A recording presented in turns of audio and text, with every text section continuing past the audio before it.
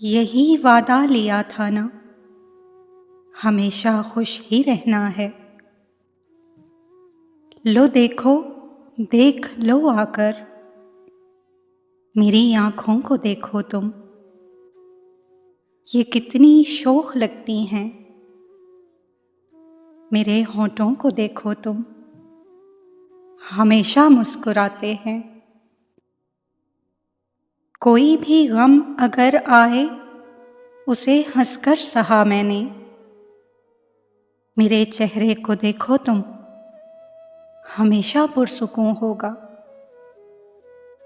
किया था मैंने जो तुमसे, वो वादा कर दिया पूरा। मगर एक बात है जाना, कभी जो वक्त मिल जाए तो मेरी शायरी पढ़ना। तुम्हें महसूस तो होगा कहीं तलखी भरा लहजा, कहीं पे सर्द सा लहजा, कहीं पे दर्द की झीलें, कहीं लहजे की कड़वाहट। सुनो, मैं खुश तो हूँ लेकिन मेरे अल्फाज रोते हैं।